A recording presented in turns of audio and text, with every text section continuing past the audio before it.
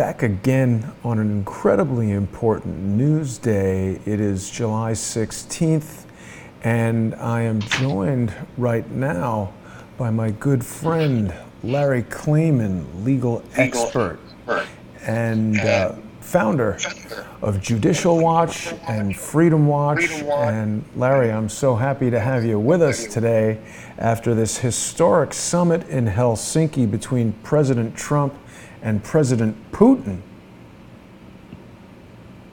Thank you, Jason. I was just going to say the only thing I haven't found it is Baywatch. That's right. And people can support Freedom Watch by going to freedomwatchusa.org. Larry has, of course, been actively trying to become a new special counsel so that we can investigate Robert Mueller and his potentially criminal special counsel investigation. People can sign that petition at freedomwatchusa.org. And of course, you can join the Justice League by clicking right on this attractive graphic that features Larry as a legal superhero. We need citizens' grand juries to bring the power back into the hands of the people. We cannot allow criminals like Hillary Clinton to run rampant throughout our country and the world as she has for so many years. Larry, I'm so pleased that you were able to take time out of your incredibly busy day, and I know you are busy, so I want to get right to it. I personally found that summit to be historic, amazing, and I thought President Trump performed brilliantly. We're seeing the deep state dunces around the country and around the world, highly paid morons like, I don't know, Anderson Cooper. They're in overdrive trying to say that President Trump was a disgrace. What do you think about that? Well, you have to ask yourself the question, as we've said before, why do these leftists, who are socialists, okay, Russia is a socialist country, it used to be communist, why are they so much against President Trump for talking to, in fact, what is their homeland, which is Russia? These people have more affinity for Russia and the former Soviet Union than they ever had for this country. And a lot of them are simply communists. I call CNN the communist news network, CNN. Right. So it's total hypocrisy, but even worse than that, because I think we're at the point where no one takes the Anderson Coopers or the Don Lemons or the Jake Tappers or the rest of them seriously anymore. Although they do whip up the left and they're whipping up violence against conservatives and others, is John Brennan, the former director of the CIA, who issued a tweet accusing the president of treason. And it's unbelievable because here's a guy who is the former head, not head, but he's a former member of the Communist Party. And it's widely believed with a lot of credibility that he converted to Islam a number of years ago. In fact, he had a prayer rug in his office at the CIA. This is the guy who is castigating and trashing the president. And he's also the guy who is behind a lot of the illegal, unconstitutional surveillance, not just of the president and his associates and his families, but also of hundreds of millions of Americans who were being invaded in terms of their privacy, their phone calls, their social media, and everything else without probable cause in violation of the Fourth Amendment, who I effectively enjoined through the NSA and the CIA years ago from doing this kind of thing. So, you know, yes, Trump was brilliant, but I wanted to add that because the people that are going after him, they're criminals. They're subverting justice and they're subverting the Constitution by trying to destroy our president. I agree with you, Larry. I think the most telling aspect of what's happening right now, just in the mere hours since that historic press conference and presidential summit took place, we're seeing a ton of talk on CNN, on MSNBC, even on Fox, which I know you're a fan of. They're talking about how, Trump was kowtowing to Putin, and they're upset that Trump didn't agree with the intelligence community's assessment that Russia hacked. But I know you agree with me. We've seen no evidence that Russia has hacked. And what kind of a diplomatic summit would it be if Trump went in there guns a-blazing, accusing Putin of doing something for which there was no evidence. Now, your background, of course, is as a prosecutor, and we should hope even Vladimir Putin would be considered innocent until proven guilty. What can you say about those aspects of the meeting? What is really telling, and the president raised a very good point at his press conference this morning, is that the server of the Democratic National Committee was never turned over to the FBI. They refused to do that. So how do you come to the conclusion, the definitive conclusion, that Russians hacked the DNC when no one has ever analyzed forensically at the FBI or any place else the server? And obviously the Democratic National Committee and the Hillary Clinton presidential campaign didn't want to have access or give access to that to these law enforcement agencies because of the fact that they were unlikely to show that, in fact, Russia did hack, number one, and number two, that they were obviously committing crimes. But here's something, I want to correct something about Fox, too. I'm not a great fan of Fox News. I'm really not. It's become entertainment. It's not for real. And that's why I prefer to be on your show. I prefer to be on InfoWars, because I can say what I really believe. Fox plays both sides of the street. I mean, last week they were giving all these accolades to Trey Gowdy, who just yesterday came out on Face the Nation and said that he's not in favor of the impeachment of Rod Rosenstein. Before that, he took a dive on the Benghazi investigation. Before that, he praised Mueller as a man of great integrity. Fox, like these politicians, talks out of both sides of its mouth because they want to keep advertisers, because they want to further their ratings. And they get that by trying to placate all sides. Sure, they are right of center. Sure, they're pro-Republican, establishment Republican. But Fox is not the be-all and end-all, though I do watch it because it's certainly more accurate than CNN or MSNBC. But your show, InfoWars, Mike Savage, and others, it's much more straight up. And at least you can say what you really believe on your shows. And we need these citizens' grand juries. I can't mention that on Fox. I can't talk about that. Fox is blackballing Sheriff Joe Arpaio. Fox has blackballed Judge Roy Moore, who's a good man and was unfairly accused. Fox blackballed my client Klayman Bundy because he called African Americans Negroes, the same thing that Martin Luther King referred to them. He didn't mean anything wrong about that. In fact, he was equating himself to the plight of the Negro in the Old South, how they were mistreated, like he was being mistreated. So I don't want to go on a jihad against Fox, but I want people to be clear that Fox News does not give you the straight-up news that you can get elsewhere, and that's why you have to go to your site, other sites, to get it. I agree with you, Larry, and you've just hit on a key point that permeates all of these things. Fox being a multi-million or even possibly a multi-billion-dollar organization, they rely on advertising, and I think that's a huge problem. It's something I'm trying to eliminate with Crowdsource the Truth. So if we have micro-sponsors throughout the country and throughout the world, there's no one individual interest that can sway their news reporting. And I want to take you back to what you were saying about Trey Gowdy on Face the Nation, or was that where he was?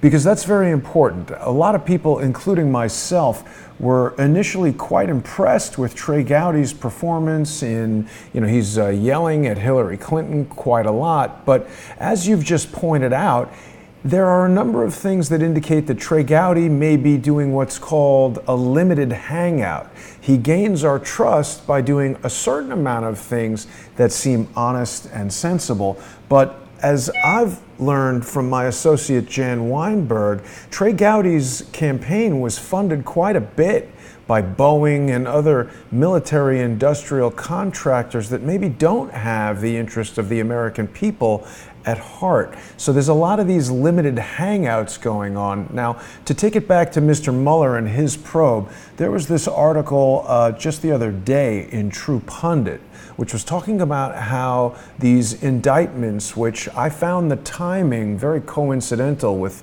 the Trump-Putin summit today, for these indictments of 12 Russians to come out just last Friday was quite surprising to me. And True Pundit is saying that Mr. Mueller has plagiarized the right-wing journalist George Webb. Have you had a chance to review this at all, Larry? Are you familiar with this matter? I've looked at it quickly. It's been a hectic day, and I didn't want to miss it. But that doesn't come as any surprise, because this man is very dishonest. He's not a man of integrity. Look at what he did just last week, issuing these phony indictments against the 12 Russian intel officers. If that was legit, he could have done that a lot sooner without trying to throw a monkey wrench into the summit with Vladimir Putin, without trying to humiliate the President of the United States. He's evil. He is pure evil, and that's why our citizens' grand juries, Jason, are attempting to take him out legally, and we must do it. For instance, on September 4th, we have documents that are going to be produced which will likely show criminal grand jury leaks. We'll use those in our citizens' grand juries to have him indicted, convicted, sentenced, and we will seek peacefully and legally to have him arrested along with the Clintons, along with Comey, along with Obama, along with Brennan, the rest of them. Because we, the people, need to rise up, and I hope people will go to freedomwatchusa.org. Please donate. This is very costly, but it's our last hope, short of a violent revolution, which I don't want to see. It's the only way we can do this legally and peacefully. So I really want people to contribute to us. It's tax deductible. We need the help, and we need the support. We need the volunteers, and we're going to start these citizens' grand juries on September 25th in Dallas, Texas. So we have a concrete date. And we're working for that, and we have to prepare, and we need the support. So yes, Mueller, he's a sleazeball. There's no other way to describe him. Okay, the people that work with him are as bad as he is, Andrew Weissman and the others. He's two-faced, he's dishonest, he's unethical, and frankly, he needs to be legally removed quickly before he destroys not just the presidency, but this country.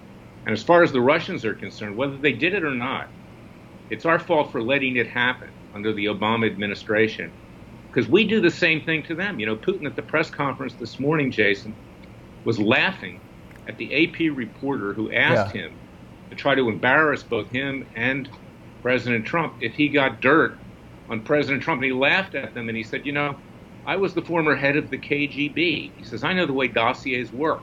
He basically said, of course I tried to get dirt on Trump, and they tried to get dirt on me. That's the way it works. And that doesn't mean that you can't have a dialogue with a major ally, frankly, whose military, in terms of its nuclear arsenal, is now more powerful than even our own. And President Trump's doing the right thing. He's trying to modernize our nuclear forces. But right now, we're behind. So you don't want to provoke a fight with a country like that. You want to try to get along, and you want to try to find common ground in Syria with regard to Israel, get the Iranians out. You want to deal with other very pressing issues like North Korea and Iran. And for these leftists in the media, and Anderson Cooper's the least of them, frankly, it's worse even on MSNBC, or as Mark Levin says, MSLSD. It's something that you just can't take seriously. And what I really admire about President Trump is that he doesn't let the media or anybody else tell him what to do. And he does what he thinks is right. And this is right. And he's not worried about the blowback, and he's not worried about the appearances. And that's the kind of president that we need to have, and that's why we need to take these criminals out legally. Hillary Clinton, who just recently is intimating she's running for president again. She'll never give up. She hasn't thrown away her broom. She'll ride that to the very end.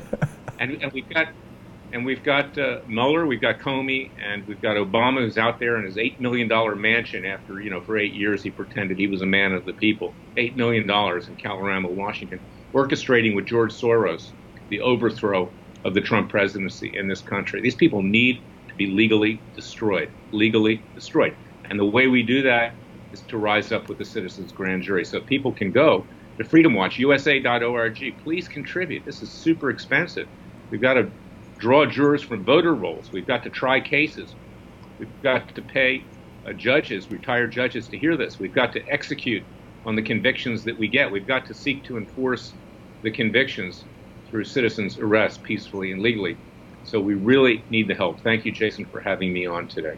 Yeah, and these grand juries aren't going to impanel themselves, Larry. So I definitely want to commend you on the legal chess game that you're playing with Mr. Mueller. I find it absolutely fascinating, and I had the privilege of being there in Judge Emmett Sullivan's courtroom where you won that move of the chess game as far as compelling Mueller's special counsel office to turn over these documents that you suspect will reveal these grand jury leaks. And that's critical because it's not necessarily about one gigantic blow to take him out, but these strategic maneuvers to render his investigation powerless to continue with its illegal operations. So just briefly on this plagiarism thing, so you think that that's likely, that he could have seen this suit and taken elements from it and rushed it again? How would he have known about it? How would he have found it? How does Robert Mueller, out of all the lawsuits going,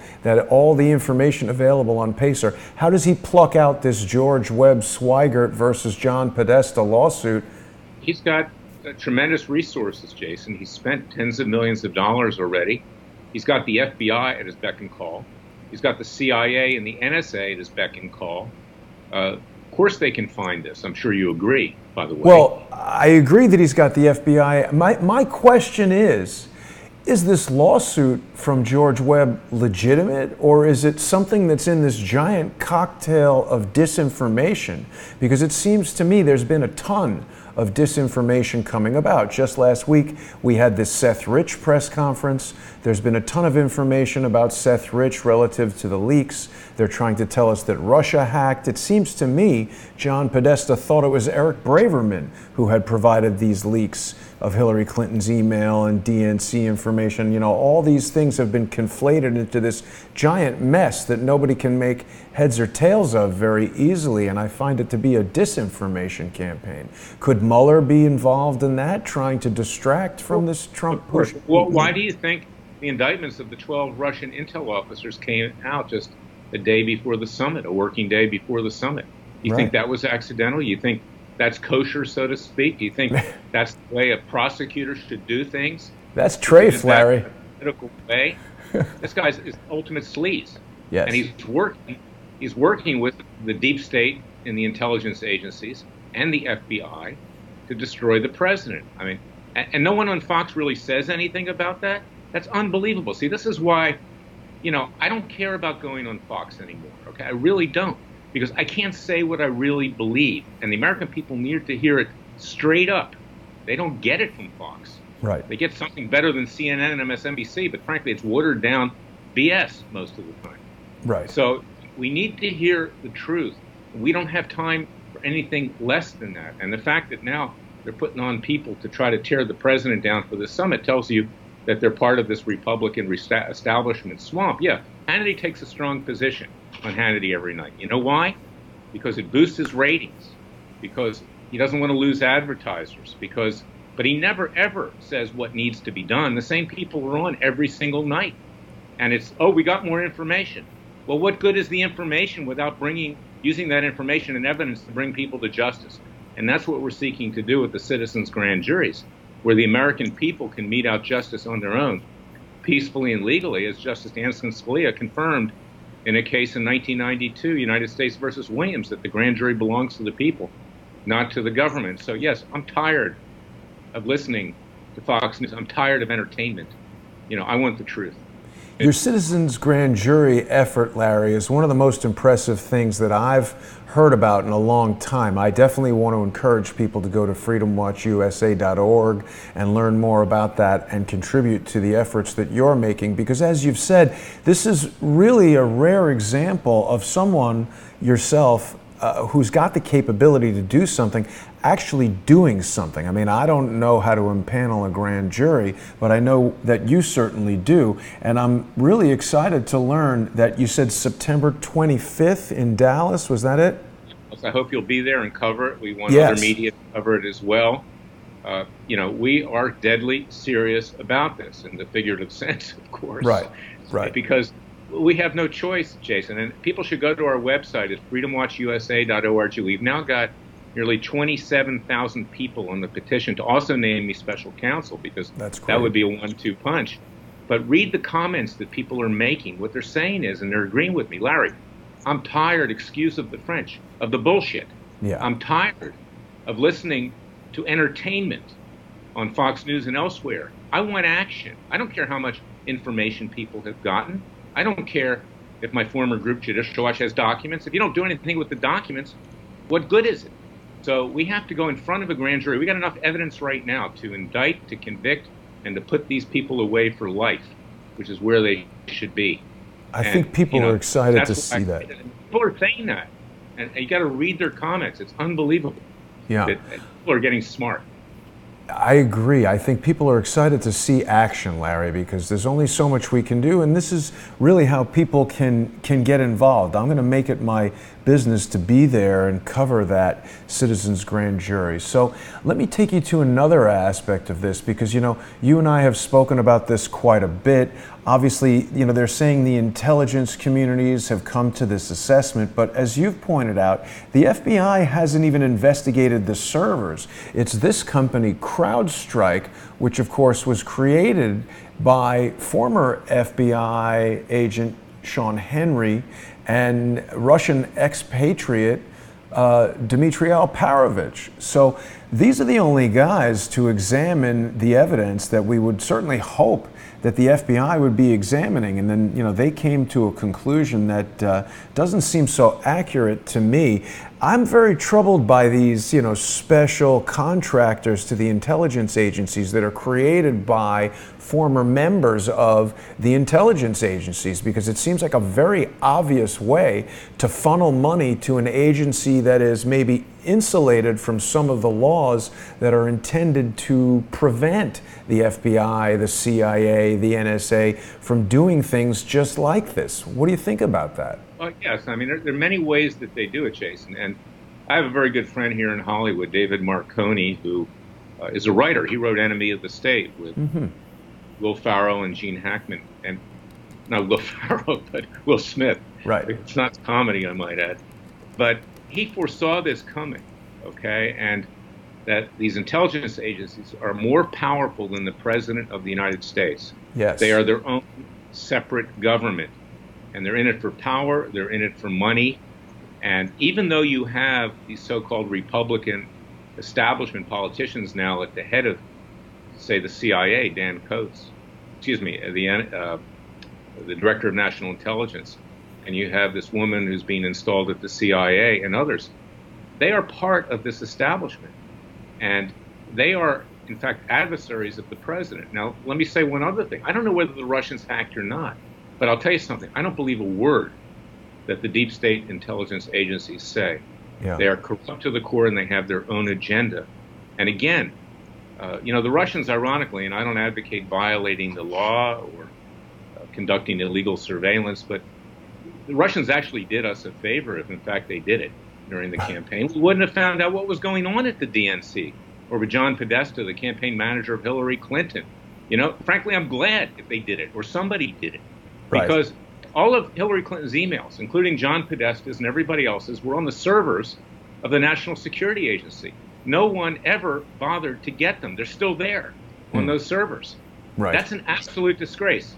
So this country is being run by a bunch of criminals in the intelligence agencies who don't cooperate. And then you've got these do-nothing, zero people running the FBI, like the director, Christopher Wray, frankly, who's a disgrace.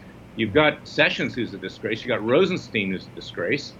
No one wants to do anything, and the people need to rise up and take this country back. And the way we can do that peacefully and legally are the citizens' grand juries. And I need everybody's participation here. It's our last hope. Absolutely, and I'm looking forward to that. Everyone should go to freedomwatchusa.org and learn more about the citizens' grand juries and how they can help with the process. So Larry, I've noticed that, as I said, some of the biggest dopes in the world, including John McCain, have just come out immediately against the president. And I like to sometimes sit back and just look at, as it is referred to, the metadata, the information surrounding the information of these events. And, I think that what Donald Trump was doing was a great example of diplomacy, establishing a relationship with Putin, talking about our mutual interests. I think there were subtle ways that both men shared points of disagreement. Putin obviously much more in favor of Iran and saying that the Iran deal has made Iran the most controlled country in the world, ensuring that their nuclear program will never be used to manufacture weapons. I'm not sure I agree with that, but it just reeks of all of these deep state guys in the death throes of, really being scared by this concept that Mr. Putin brought up, which was the potential for a joint U.S. Russian criminal investigation into these allegations of hacking. Now, again, going back to your prosecutorial training, doesn't it seem reasonable that if the Russians are being accused of all this, they should come to the table in an open way, respond to the allegations, have an opportunity to present their evidence? I mean, something else that we've heard is that it's absolutely absurd to believe that a country as sophisticated as Russia would have left such obvious fingerprints all over a potential cyber attack. They would do anything within their power, their substantial power, to mask their involvement. They wouldn't leave it all over the place in the way that it's been described, right? And you're absolutely right.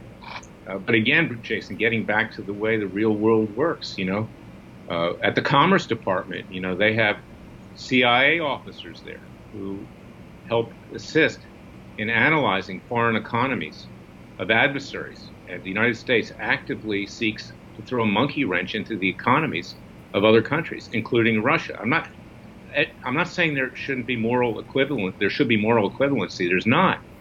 But the fact that we let these things happen, that we don't have adequate defenses to cyber hacking, right? The fact that somebody tried to, as the intelligence agencies say, influence our elections, shame on us, because we are doing the same thing overseas.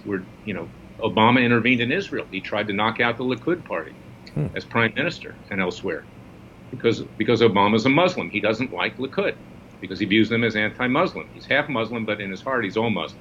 And that's another example of what you can't say on Fox News. You'll never hear that. But everybody knows that. And it's not even in dispute. Right. And, so this whole thing is a bunch of hypocrisy here, because if we were going to gauge relationships with a foreign power and whether they're spying on us, we wouldn't have any relationships with even France or Italy. Because everybody spies on everybody. Yeah. And in fact, we were spying on the Prime Minister of Israel ourselves. That came out, after Edward Snowden disclosed this massive metadata. We spied on Brazil. We spied the president of Brazil. So it's total hypocrisy, and I got a theory here, and this may sound somewhat off the wall, but, Anderson Cooper doesn't like Putin, okay? And, I'm for rights for everybody, but, Putin's very anti-gay. And that's one of the reasons why you see everybody on CNN hate his guts, because that's the way he is, and they're taking it personally. They should not take this personally. Right. Well, I think that one of the things that President Putin said during his comments that I found extremely interesting, he referred to the private conversation that Donald Trump and he had, and specifically with their discussions about a joint cybersecurity effort between the United States and Russia, which certainly cybersecurity is one of the biggest concerns for any country right now, and I found that very interesting. Another interesting thing that Putin brought up was an individual named William Browder. Now, are you familiar with these matters pertaining to William Browder and Hermitage Capital, Larry? Yeah, generally I am. Not probably to the extent that you are, but throw it out there, my good friend, and we'll deal with it. Well, I just found it very interesting that Putin is talking about how Browder, a former U.S. citizen, had sent $400 million to the Clinton Foundation. And he also said that Browder and his associates had made over $1.5 billion exploiting assets in the former Soviet Union, and that they hadn't paid taxes on any of this in the United States or Russia. So what could we expect from a joint legal effort between these two countries? Could someone like Bill Browder, an obvious globalist criminal who's right there with the Clintons, seems like a pivotal player in this whole Clinton Foundation, gigantic financial criminal operation, what do you think we can expect from something like this? Well, when it comes to our Justice Department, nothing. Nothing. Okay? When it comes from our legislative branch, a bunch of clowns up there who parade around, that hearing last week with Peter Strzok and closed-door sessions with Page, I mean, it's very entertaining. But we didn't learn anything new. And, Trey Gowdy becomes the hero, and 3 days later he says, let's forget about Rosenstein, let's let him continue on this witch hunt against the president. So, Nothing's going to happen there, but this can come in front of our citizens' grand juries. We can gather information. I look forward to your help in doing that. And we can bring indictments with respect to that as well. But it's not going to happen by our so-called government. Our government has broken away from the people. It's only for itself, and it's for enrichment. And, as far as Putin saying, oh, they didn't pay Russian taxes, well, I doubt that he pays a lot of taxes, too, on all the money he stashed away somewhere, as most dictators do. But there has to be some truth to this in terms of the substance of it. And, of course, the Clintons are willing to deal with anybody who will line their pockets. We could do 25 shows back to back and barely scratch the surface on that one. Right. Is Putin a dictator or is he an elected president, Larry? He's elected, but the way he's elected, and the Russian people, by the way, I'm Ukrainian origin myself, and my grandparents used to think that they came from Russia. I guess if word hadn't gotten down that far south yet, that they left before the Bolsheviks took over. But so I don't mean this as a slight against the Russian people, but the Russian people are very subservient. They like power. They want a so-called strong leader. They want to be told what to do. And in today's day and age, as long as they have the ability to go out and buy, cosmetics, if you're a woman, or buy a nice car if you're a man, they don't care that Putin, in fact, is in practice a dictator. He is. That's what he is. Right. Okay, so let's shift gears back to that Peter Strzok testimony last week, because you and I haven't had much of a chance to speak about that. He was defiant, I would say. There was a moment where Bob Goodlatte was talking about Peter Strzok possibly being in contempt of Congress for not wanting to answer questions. Of course, Strzok was hiding behind the ever-present concept of not being able to talk about ongoing investigations. He really didn't say much of anything useful at all. What do you think? I mean, I know what you think is going to come of it, and the answer is nothing, but did Peter Strzok do anything there? Can he be held in contempt of Congress? How the hell is Peter Strzok doing all this crazy stuff, getting thrown out of the FBI? He still has his security clearance. He still has his pay. We see people like Robin Gritz. We see people like Mike Dick. They're thrown out. They lose their security clearance right away. Well, yeah, nothing's going to come of it, as you know, Jason. And a contempt of Congress citation is not worth the paper it's written on. Give me a quarter, and I'll get a shoe shine before that happens. Okay, because no, I mean, they never enforce them, and if they have to enforce them, they have to go to the U.S. District Court for the District of Columbia, which is 90% Obama and Clinton hacks, with the exception of Judge Sullivan. He's the only one there who's been appointed by either of those two presidents that has any even minor degree of integrity. And I give Judge Sullivan a lot of credit, okay, because he's bucking up against the stream there, and he's doing what he thinks is right. But there are very few judges like that, and even the so-called conservative ones, with the exception of Royce Lamberth, they're worthless too. And, where do you think it's the same mentality of Kavanaugh, of Brett Kavanaugh, Supreme Court Justice? They're part of this Washington swamp establishment, and they don't want to take any strong action because someday they might want to get higher appointments and the Democrats could block it. So it comes from both sides, and that's why, we need the donations. They're tax deductible to freedomwatchusa.org, because we need to do the citizens' grand juries, because it's not going to happen. I'm not just saying that.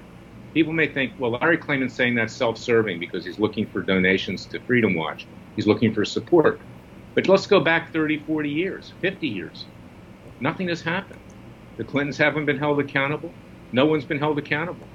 Even Richard Nixon, he resigned as a patriot because he realized he was destroying the country, and he left voluntarily. He was never held accountable for obstruction of justice or bribery, which he clearly was involved in at the time. I think he knew that Jerry Ford was going to pardon him when he left, but we can discuss that separately. That was probably known. But you know what? Even with all the stuff that Nixon did, compared to these other presidents we've had, he comes out looking pretty good.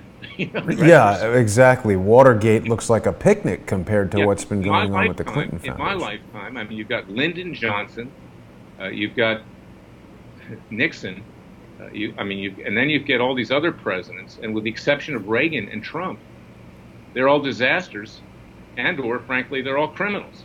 I mean, Johnson, he had a taping system. He was actually soliciting bribes. You could hear it on C-SPAN. It's out there. Wow. Here's a guy who caused 55,000 deaths in Vietnam, hundreds of thousands of people injured because he lied and got us into that war with another false intelligence claim over the Gulf of Tonkin. Right. That never happened the way they said. Right. You've got Barack Obama who lied about it. His mouth was moving, he was lying.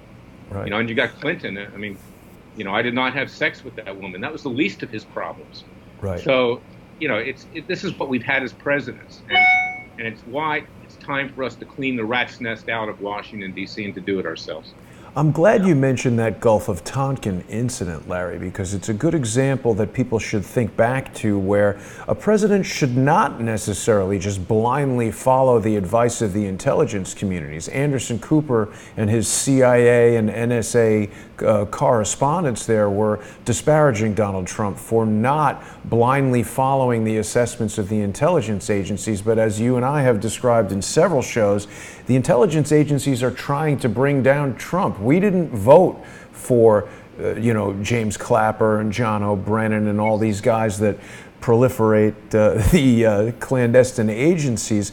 Now, I also want to bring up something that you mentioned in our last conversation. You predicted that Brett Kavanaugh would be the selection, and you, although are a big supporter of Donald Trump, are not in support of Mr. Kavanaugh for Supreme Court. Talk a little bit more about that. What are your concerns here? The reason for that is that you cannot have a justice of the Supreme Court that has trashed the Fourth Amendment of the Constitution. And here's what happened. We brought 3 lawsuits. There were rulings on at least one of them by a judge called Richard Leon, who was a so-called conservative judge, that found that this was unconstitutional, this mass surveillance. We got that right after Snowden came out and revealed that. And we had other whistleblowers who confirmed that. And that gave rise to the USA Freedom Act, which was supposed to put the protections in to illegal surveillance and spying without probable cause that a crime was being committed or that there was terrorism afoot. Now, as a result of that, the Obama Justice Department went back to the courts and said, well, we don't need these preliminary injunctions anymore because the USA Freedom Act has solved the problem and the issue is now moot. And here's the ultimate irony, is that 2 Clinton and Obama appointees on the appellate court in Washington, D.C., the D.C. Circuit, vacated those orders with no opinion because they found that just as a matter of law, as lawyers say, that those orders were moot. Our cases continued on. In fact, they're still on appeal right now. What does that mean, Larry, for people who don't understand legal terminology, to vacate something without opinion? Very good point. It means that it's nullified, okay, so you don't need it anymore. And these 2 judges of the D.C. Circuit made that assessment. Now, we know that the illegal surveillance has continued. We know it continued with Trump, with others, right, with me, some of my clients, the American people. But Kavanaugh took it upon himself in what was an unethical and, in my view, illegal opinion that he wrote, because the order was moot. There's a general rule for judges: don't write something if you don't have to write it. So he issues an opinion of his own, contradicting the other 2 liberal judges and saying that this was perfectly legal under the Constitution, this mass surveillance without probable cause. That's crazy. And that is perfectly understandable because there should be an exception in times of terrorism. Well, that doesn't, we're going to always have terrorism. Okay? We'll always have that. But it doesn't mean that you get to violate everybody's Fourth Amendment rights. How can you have a Supreme Court justice who, for political reasons, to curry favor with the Bush-Cheney establishment, that started in a really big way this illegal mass surveillance? It was under George W. Bush that it really began in a major way, and then Obama made it worse. He upped it. How can you have somebody like that on the Supreme Court? So, I'm praying that he is not confirmed, and I've offered actually to testify. I'm never going to be an ally of Chuck Schumer or anybody else, but I'm not alone, and Senator Rand Paul agrees with me. And I might say the one totally honest person on Fox News who I've gotten to know over the years, Judge Andrew Napolitano, who ironically used to have a show on Fox News called Freedom Watch. He came out against this too. And nobody else on Fox will say boo about it. Nobody. Doesn't it seem crazy that as candidate Trump, our president, was the subject of this illegal spying, and yet now he's selected for Supreme Court, the guy who seems like overturned the thing that would have stopped it? Yeah, he's getting bad advice, but look, he needs to focus on this. He also signed the reauthorization legislation for Section 702 of the Foreign Intelligence Surveillance Act. They put it in front of him. They tell him, sign. This is stopping terrorism. You listen to Mike Pompeo. You listen to Dan Coates in the intelligence world. Pompeo was the CIA director at the time. And he's getting really bad advice because under 702, these intelligence agencies and the FBI can intercept any call continuously without probable cause. It's a loophole.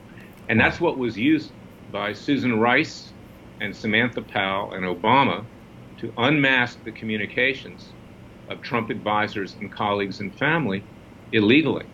It was the pretext to do that. So yes, the president has made a mistake, but look, the poor guy has so many things on his plate that it's hard to focus. And I hope that the American people will let President Trump know to withdraw this nomination. There are a lot of good judges that he had on that list, at least better than that anyway.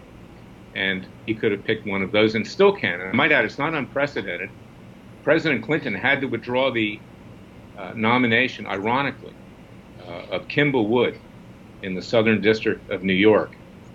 She was a district court judge. She's the one, by the way, that has the prosecution with regard to Stormy Daniels and Cohen. Okay, oh, she's a former Playboy bunny. Okay. Oh yeah, maybe, right. Yeah, and for whatever reason, I can't quite remember right now. A scandal arose, and he had to withdraw her name as a Supreme Court nominee. So I hope that the president will withdraw the name. It's not too late, and get somebody in there that respects our Constitution, the Fourth Amendment in particular, which I think is our most important amendment, because that's what was put into effect by our founding fathers, because King George III and his redcoats, his thugs, were busting into the homes of colonialists, stealing our property, roughing up our families, killing our cattle. Familiar with Bundy? Same thing. Yeah. And wreaking havoc on America. And it's ironic that you mentioned King George, because it was just a few days ago that we heard so much about this very topic from Bill Binney, 32-year veteran of the National Security Administration, or agency, sorry, where he developed the Thin Thread program that was originally intended to scan these communications in a very anonymous way, looking for keywords that would give them probable cause to look into who the source of the communication was. And what Bill told me is that now they're just collecting everything, and if at any time they have any desire to look at what you, Larry, or I, or anybody listening right now, what they might be communicating about, they have the ability to restore any and all communications, telephone, text, whatever it might be. It's quite a scary capability. I mean, it really makes King George seem ineffective compared to what the government and the intelligence agencies can do now. And I feel very strongly that what we're witnessing in the wake of this Trump-Putin summit is like crying babies not getting what they want, realizing that the end of the line is in sight for them. Absolutely. You know, I know Bill Binney. I represented him for a while along with 3 other whistleblowers. And they really terrorized these people, the National Security Agency, the FBI, and the rest. And some of them, one of them in particular, I think his name was Thomas Drake, actually was convicted of something falsely. And that's what they did to try to shut them up. And they waited a long time to try to bring a lawsuit. The statute of limitations had run at that point. But, and I couldn't help them. But these people were in there on the ground floor when this really was ramped up during prior administrations. And then I had another whistleblower that came forward. And of course, we know more and more about what's been going on with President Trump and how they illegally violated his Fourth Amendment rights. So it's a terrible situation. And, you know, I take my hat off to my friend Andrew Napolitano on Fox News. He's really bucked the trend there. He even wrote an article on their website last week saying that Kavanaugh is a swamp creature, that should never have been confirmed, and asking the same thing that I did, basically go find another judge, in effect. but for the Supreme Court. So it's a Hopefully. really important amendment to our Constitution, and you cannot have a Supreme Court justice that doesn't have respect for it. Yeah, it's very scary, and I always appreciate getting your legal analysis of these kinds of things because I think that they're so complicated the average person can't necessarily understand, particularly when what they're being told is coming from Anderson Cooper or, you know, any of these gigantic news agencies that are right in the pocket of these globalist elites who seek to do that kind of harm to us. And I think that with every passing day, we're seeing why they're coming up with all this stuff, because Donald Trump is a real threat to their status quo. And as you said, we really need these citizen grand juries so that we can have the power in the hands of the people. Because, you know, when I went just last week, I haven't published this video because really nothing happened, but after I visited Debbie Wasserman Schultz's office inquiring if she was in fact related to the wife of Michael Mirando. Michael Mirando, the U.S. attorney who is prosecuting Imran Awan, is married to a woman whose maiden name is Wasserman. Now, of course, it's a very common last name, but I found it strange that Debbie Wasserman's brother, Stephen Wasserman, is an assistant U.S. attorney working in the very same office as Michael Mirando. When I called Michael Mirando to share evidence that I had about the case he was working on, he literally hung up the phone on me. He was nowhere to be found in that U.S. attorney's office. I waited for over an hour trying to see him. Why do you suppose a prosecuting attorney wouldn't want to hear evidence from a member of the public in an ongoing case? Did I do something inappropriate by contacting him? Because these prosecutors are politicians. You remember that book and the movie Bonfire of the Vanities? Yes. You know, which was about a prosecutor that wanted to run for mayor. Okay, they're politicians, and they know that if they take a strong action and go against the elite, and this prosecutor was probably a Democrat, I suspect, that they're never going to go anywhere in terms of an appointment. And that's the way it works. You know, Jason, we should have a show where we really talk about what Congress can do constructively to change our laws. They don't have the guts to go against their fellow criminals in Washington, D.C., Right. But we need a new method of selecting prosecutors. We need a new method of selecting judges so they're not political hacks, because 90% of them, when it gets to these kinds of cases, are political hacks on both sides of the political spectrum. And we need really to start talking seriously about impeachment of public officials and judges. But we don't have that right now. And it's a very serious situation. And then, of course, you know, years ago, I started Judicial Watch. The word means what it says, the two words, watching judges. Right. Because these judges are so compromised and frequently corrupt. No one was looking at them. The FBI doesn't want to look at them because the FBI depends on them for convictions. And, you know, they can dig up dirt on the judges. So that doesn't happen. But how do you deal with a judge who makes a political decision that's unethical?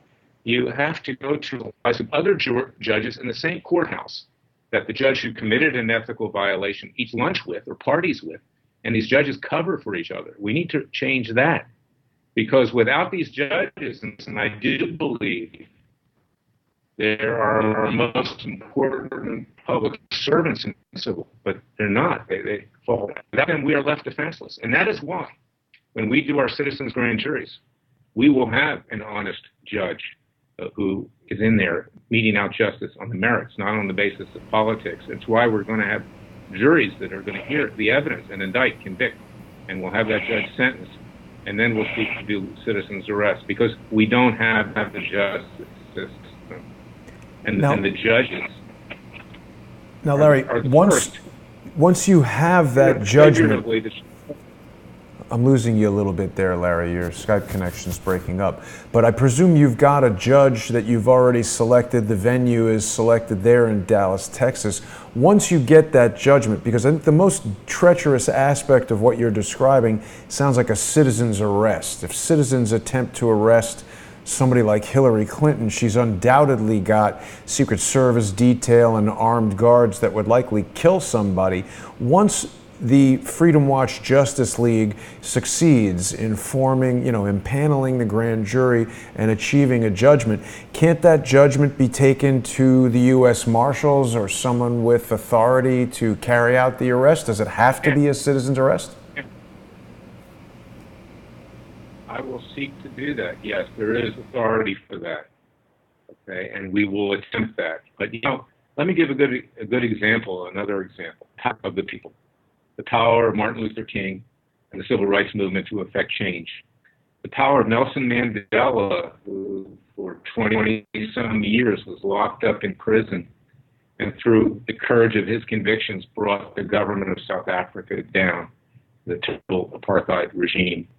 And if the people's convictions, and if we appear in front of Miss Hillary's house with thousands of people, I think she may actually have to come to Jesus with that, or come to Moses, as your case may be, because she'll realize that she has no choice but to submit. And in history, Mahatma Gandhi is another example of it. The power of the people. You got to read our website. Go to freedomwatchusa.org. freedomwatchusa.org. Strongly donations. We need the help. We need to ramp up. And read the comments on the 27,000 people who have signed the petition to make me special counsel, because they're talking a lot about the citizens' grand juries. We can do both. I can be special counsel, and I can be citizens' grand jury prosecutor. And I won't, even if I'm never a special counsel, the citizens' grand juries have equal power to a special counsel. But yes, we'll need to enforce that peacefully and legally. And, we're also making a point with selling the powers to be, as Jefferson said, when the people fear the government, there's tyranny. But when the government fears the people, there's liberty. So, and let me add one other thing about the Justice League. One of the great lines, because I saw the movie a couple times in the last few weeks going back and forth to Washington. One of the great lines is when Batman confronts one of the evildoers, a disciple of Steppenwolf, who's going to take over the world. And he's got him cornered, and he's about ready to throw him off a building. And this evildoer says to him, "What do you want from me?" And Batman responds, "Fear." Right? That was a great line, because that's exactly what Jefferson said. When the government fears the people, there will be liberty and justice. Exactly. And Larry, I really appreciate you educating me and our audience about this power, because I certainly had no idea that this was something that could even be done. And I think most people, particularly I'm seeing comments right now, I think most people are fed up with this.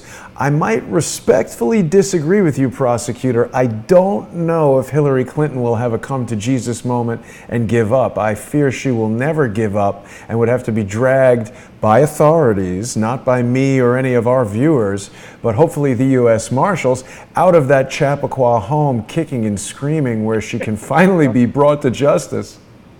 Let's remember that the devil's done a lot of mischief over time, but that Yahweh, if you're Jewish, and Jesus and the Father, if you're Christian, I think we've won every major battle so far. And with regard to the Muslims, in 6,000 years, they haven't won one major battle.